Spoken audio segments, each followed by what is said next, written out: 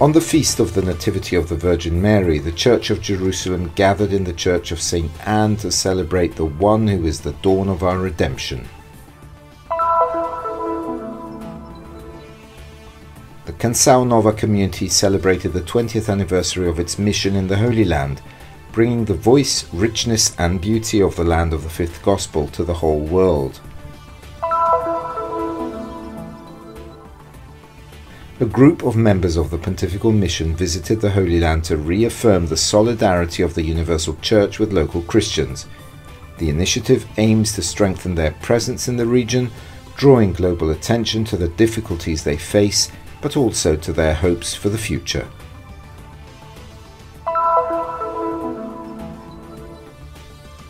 The Istituto Complutense and the Terra Museum unveiled important discoveries about the Bethlehem organ, the oldest in Christianity, which has come back to life after 800 years of silence.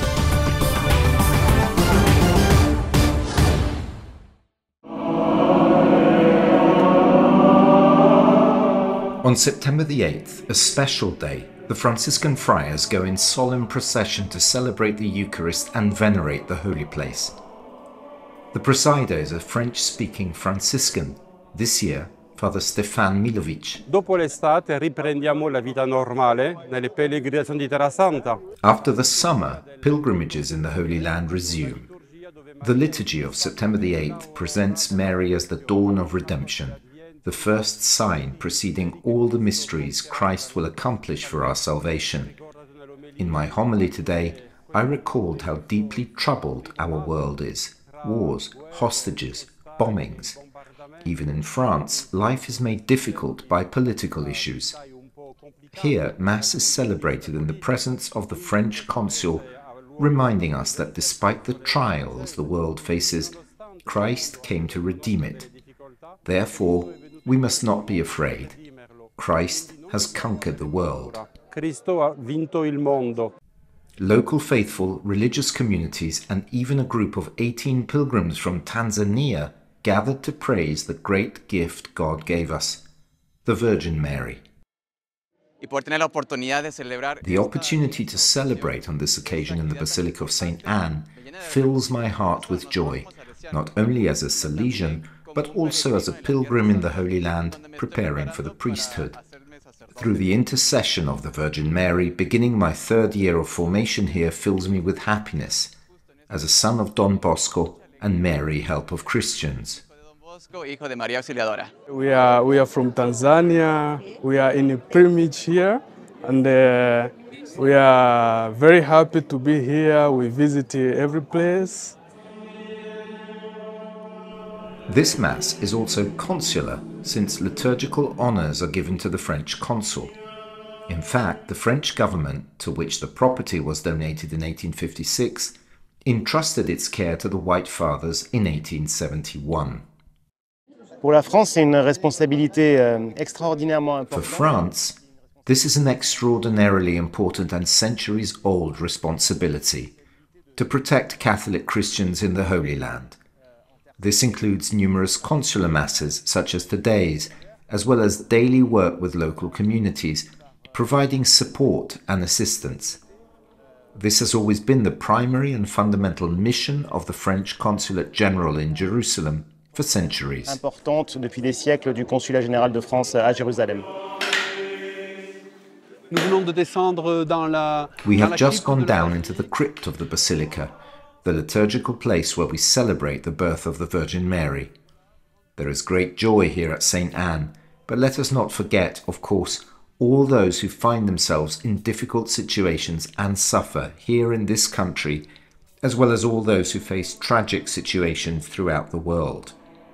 The Church joins them in sorrow as well as in joy.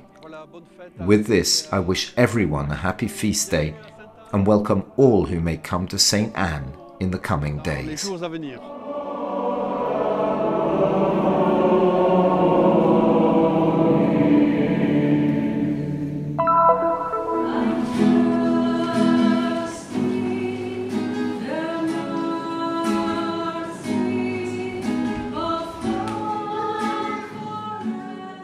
The Canção Nova Community New Song celebrated the 20th anniversary of its mission in the Holy Land, bringing the voice, richness and beauty of the land of the fifth gospel to the whole world.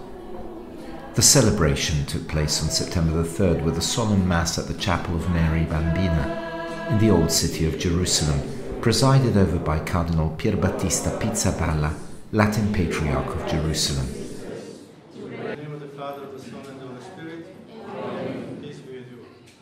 Here in the Gospel said, Jesus said, I have to go to announce to all over the world, to all the world, not here and to all the world, the kingdom of God. Jesus went on the Sea of Galilee, on the shore. He went in the squares, in the public spaces of that time. Today, the public space in the world are the media. The church, the leaders of the church, they wanted to propagate the message, because when we hear about Israel, when we hear about Palestine, when we hear about the Holy Land, just bad news, wars, criminality, confusion, hate, and they wanted to show the other aspect of the Holy Land. I mean, as a pilgrim. وكانت وسيلة جدا مهمة. It has been a very important means to encourage pilgrimage to the Holy Land and to convey to the entire world the reality of the conditions in which Christians of the Holy Land live. It is worth recalling that the Canção Nova Community, founded last century in Brazil, serves the Church through evangelization via the media. In 2006, the Christian Media Center was established in Jerusalem, the fruit of collaboration between the community and the custody of the Holy Land. We are fortunate to work with the Canção Nova Community here at the Christian Media Center for several reasons. First of all, on the human level, relationships with collaborators and colleagues are marked by great respect and extraordinary mutual esteem. On the professional level, they also have a very high degree of competence, not forgetting that they are also consecrated people. For this reason, I can say with conviction that the Canção Nova Community is the right reality in the right place. Their presence in the north and in Nazareth also helped to implement professional initiatives in the Franciscan sanctuaries, such as the installation of cameras in the holy places, the daily broadcast of the Angelus at noon, and the dissemination of official celebrations from the Basilica of the Annunciation and throughout the north. La loro missione in Terra Santa è una missione che ha grandi sfide. Their mission in the Holy Land is a mission with great challenges, but it is a mission that the Holy Land needs, because so often what we see from outside, I am Italian, is a land of difficulty, a land of struggle, and a land of war. Yet what they do in this land is important, and it is a message of peace. In questa terra è importante ed è un messaggio di pace. Through this service, the Canção Nova Community reaffirms that the mission of the Church in the Holy Land is based on living love and building peace as a living witness of the Gospel.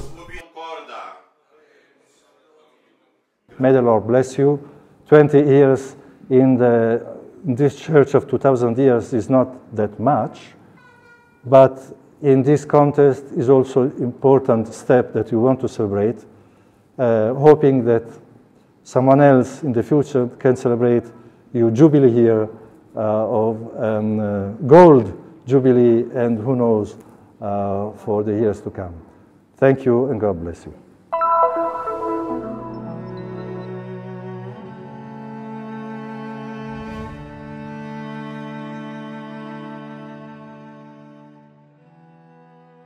The Pontifical Mission of Jerusalem, represented by Regional Director Joseph Hasbun, organized a visit to the Holy Land on September the 3rd. Participating were Archbishop William Lori, Archbishop of Baltimore, and Vice President of the U.S. Conference of Catholic Bishops, Monsignor Peter Vaccari, President of the Catholic Near East Welfare Association, CNEWA, and a delegation of the Knights of Columbus. glory of the only begotten Son, full of grace and truth.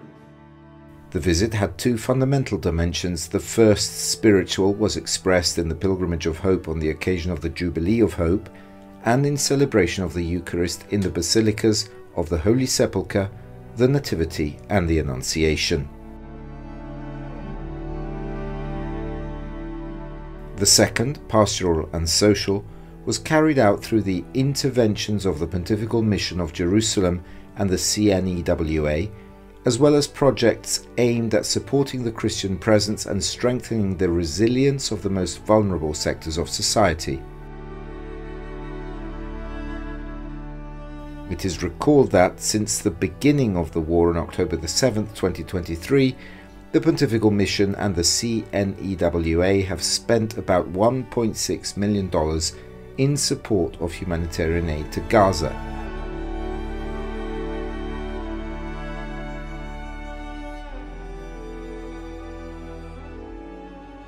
The time of this pilgrimage was chosen precisely because there is need here in the Holy Land for people to come from elsewhere to show that they care, to show that we are in solidarity, that we want to learn and understand, and also that we want to help.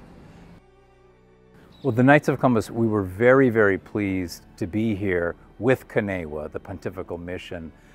Why? Because the mission of the Knights of Columbus is, at its very root, a mission of charity and unity. That's who we are. And to be here, since our very, very beginning, we have been caring for the vulnerable, for the widow, for the orphan, for those who are in great need. And here in the Holy Land, we came this week to meet so many of the people who are in desperate circumstances.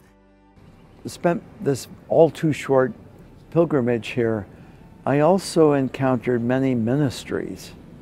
For example, the creche, which takes care of children who are abandoned, run by the Daughters of Charity.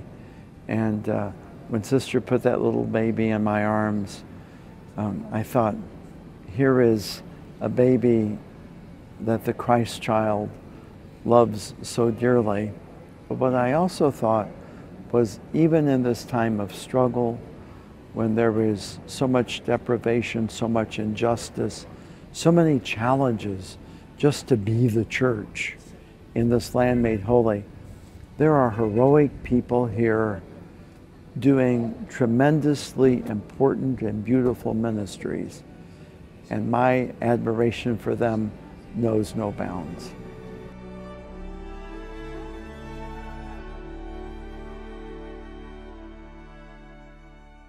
The pastoral visit also falls within the invitation made by Archbishop Broglio, President of the U.S. Conference of Catholic Bishops, to all American parishes.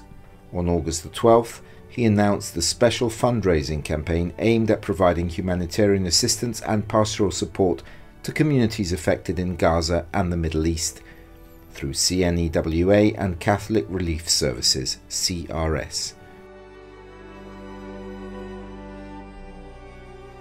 Our concern for the growing situation of violence and the lack of stability and all that we have been hearing about, and right now, obviously, very much on our mind, on the mind of all of us, is, as Pope Leo has said, starving Gaza. What is happening in Gaza.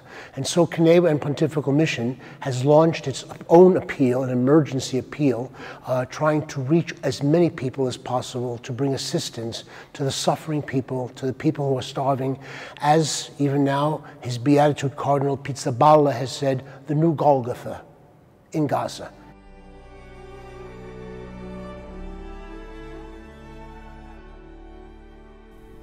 During the visit, the delegation met with the Latin Patriarch of Jerusalem, Cardinal Pierbattista Pizzaballa, and the Custars of the Holy Land, Father Francesco Jelpo, to discuss the main issues concerning the Christian presence and the challenges the faithful are facing, as well as ways to strengthen their resilience in the West Bank and Gaza.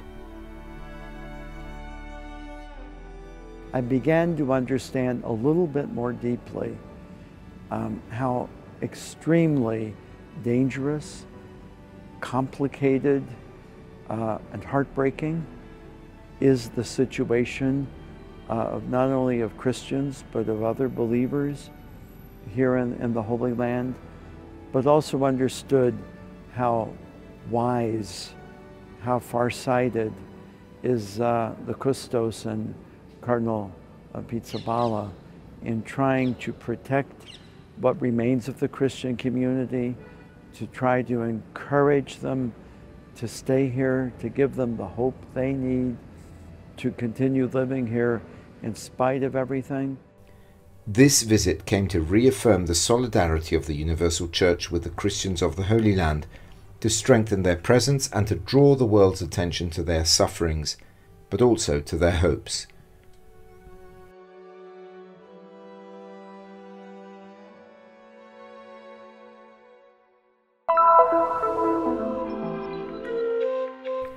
The Bethlehem Organ Project was officially presented to the international press on September the 9th at the custody of the Holy Land.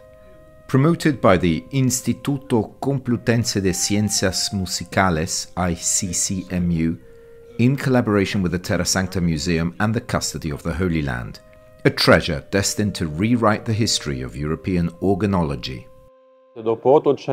After 800 years, hearing this organ play brings us back to medieval liturgy. The organ is an instrument that supports the liturgy. Throughout the custody, in all the shrines, liturgy is something important. We sing in Gregorian chant. This organ, in a certain way, is the prototype, the one that connects us to a tradition that precedes us in the Latin world through the Crusaders. During the conference, Father Eugenio Aliata, archaeologist of the Studium Biblicum Franciscanum, recounted the context of the discovery almost by chance of this artifact, which came to light precisely when the pilgrims' guest house called Casa Nova was being built. Abbiamo le prime notizie scritte in una cronaca della custodia. We have the first news written in a custody chronicle called the Diary of the Holy Land, where it is explained that by chance these 13 bells and 250 pipes of an ancient organ were unearthed, which until today had remained in the museum. Then a famous scholar of early music, an Englishman, came and examined them. Not being able to take all the pieces with him, but only a few, he made a rather superficial examination. Yet even at that time he defined it as the oldest in Christianity. Ma soltanto qualche poté fare un esame un poco superficiale, ma lui già lo definì l'organo più antico della cristianità. The most interesting difference is, I think, that all these pipes have the same width from the lowest to the highest note, and they are made from copper and have a totally different construction. As a specialist of late Gothic and Renaissance organs, I have really seen myself all famous and exciting oldest organs in Europe. The oldest one is from 1430 about. And now this organ, where the pipes are even 400 years older, is totally different from what I have seen until now. For the organ builder, this project represents the culmination of a lifetime's work, but also a great challenge. The challenge was, of course, that David did send me some pictures of the pipes he had made here, and I was completely astonished by the fact that here I have a replica of such a pipe, that the foot and the corpus are one piece, and that they are made out of thin copper. And that's a way of constructing pipes that I've never met before. And I understand why. Because it's rather difficult to put the languid, which is very important for the sound to come, because there's a stroke of wind coming out of the foot, and that collapses to the upper labium, and then a sort of vibration is coming, and that resonates with the column air in the tube. For Beatrix Soler, honorary director of the Palace of Versailles, This moment brought into our century the freshness and harmony dating back to the time of the Crusades, which the audience, composed of journalists and also musicians, was able to appreciate live. I must say that we were a little apprehensive, thinking that it would be harsh, a bit difficult, etc. On the contrary, there was a depth in the sounds that was absolutely extraordinary. It was a revelation, and as I said, none of us will ever forget this moment. This is a very special moment for us. We have been dreaming about this day for months since we started designing the reconstruction of the organ case. So the day has arrived that we are now installing the original pipes from the 11th century on the reconstructed organ case. And this gives us a very precise visual impression of the aspect of the instrument, as it was very possibly in the 11th and the 12th century before it was dismantled. Will be located the organ that is... Father Stefan also announced that in the future this unique piece will be displayed in the Music Cloister Hall of the Terra Sancta Museum, Art and History, at the custody of the Holy Land. This organ, which has come back to life after 800 years of silence, is not only a restored masterpiece, it is an open door to the past, allowing us to still hear today the living echo of history.